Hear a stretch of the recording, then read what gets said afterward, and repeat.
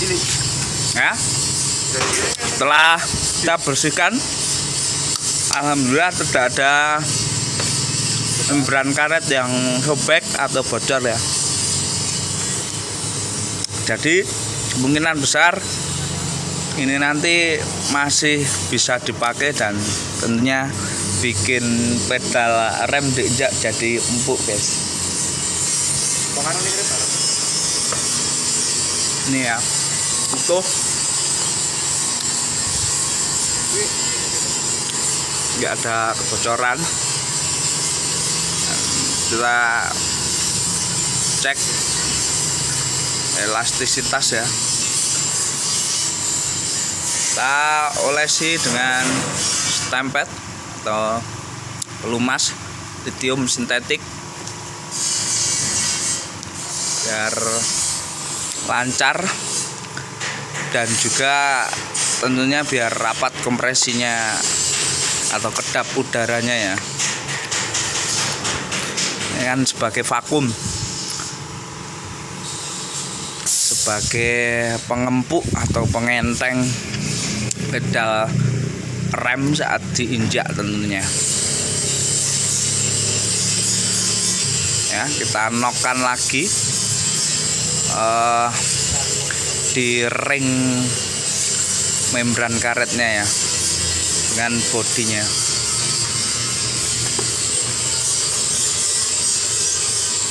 Ya, adapun sisa-sisa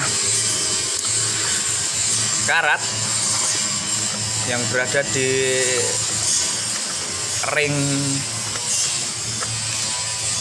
membrannya, karet membrannya itu kita bersihkan juga nanti biar semakin rapat dan awet tentunya ya, biar semakin kedap, biar semakin vakumnya itu terasa. Kita olesi juga dengan pelumas ya. Praktis semua dalaman baik membran dan as-asnya,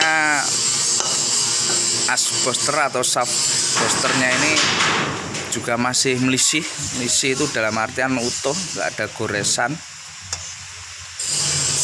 nggak ada yang berlubang ya. Jadi masih bagus, masih mulus ya. Cuma kita perlu ganti seal yang bagian depan ini tadi ya. Di sini kan ada seal depan, seal booster ya. Seal boosternya tadi yang sudah lobok sehingga bila terjadi kebocoran pada sentral rem itu minyak rem atau oli rem bisa masuk ke dalam booster ini, sehingga tadi kan penuh dengan minyak rem ya di membrannya tadi saat kita overhaul tadi ya. Nah, ini adalah shaft yang di bagian depan ya, yang buat menekan sentral remnya. Seal yang depan bagian ini yang dapat ini tadi yang lobok, sehingga harus ganti biar rapat, biar misalkan terjadi kebocoran pada sentral rem, minyak atau oli rem tidak masuk ke dalam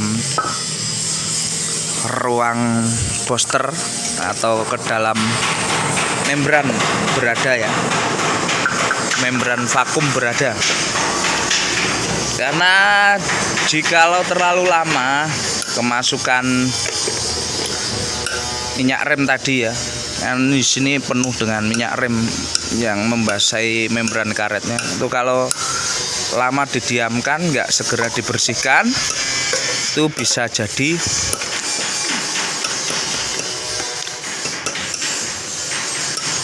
membuat membrannya jadi robek atau bocor ya. Itu tadi shaft depan, yang di tengahnya itu ada seal ya, seal koin ya. Tak lupa kita olesi lumas di bagian membrannya, membran sisi luar yang dapat body boosternya biar rapat ya,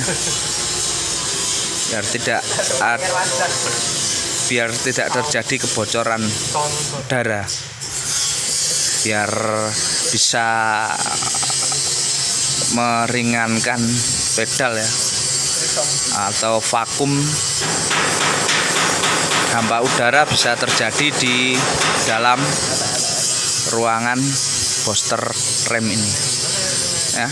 Setelah spring dan juga shaft tengahnya terpasang, lalu kita pasang ya. Jadi harus sesuai tanda tadi ya. Ini kita joret tadi, dan ini juga kita joret. Pegang, oh jangan tak balik. Nah ini cemesanmu men jos, tak poli ya. Kita tahan, kita pegang dengan tangan kurang lebih 3 jam ya, sampai tangannya pegal. Enggak ya, kita cuma bercanda tadi. Lalu kita kancingkan lagi, kancingkan dengan batang klep, kancing secara melingkar ya.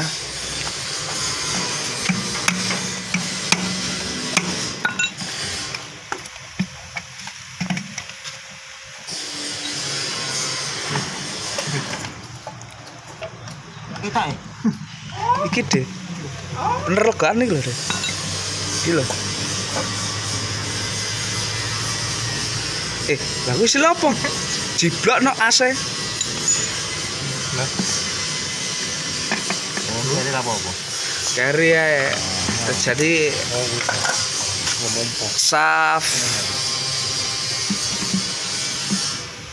as booster kita pasang belakangan enggak masalah ya.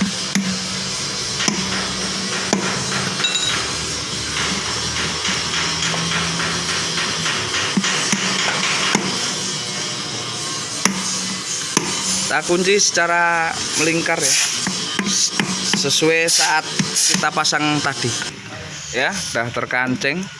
Jadi dalamannya itu isinya ada spring, ada membran, terus ada seal yang berada di tengah sana, seal koin, dan juga seal di shaft atau as penekan sentral koplingnya ya. Dan ini adalah sensor vakum apa deh? Sensor vakum.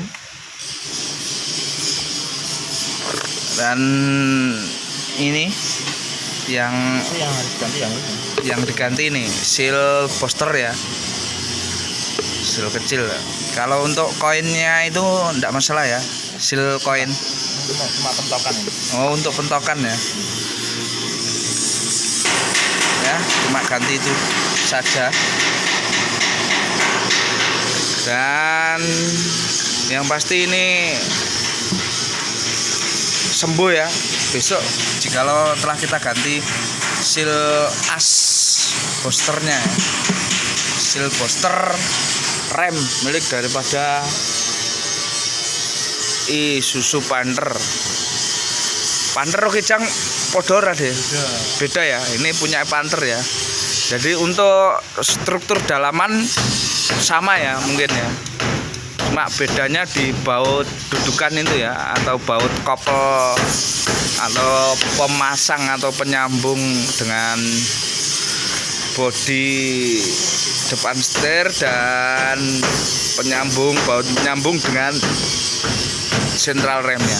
Ya, demikian sedikit share tentang cara merakit kembali booster rem sehabis overhaul. Semoga sedikit share ini bermanfaat. Salam sukses berlover. Akhirul wassalam. Assalamualaikum warahmatullahi wabarakatuh.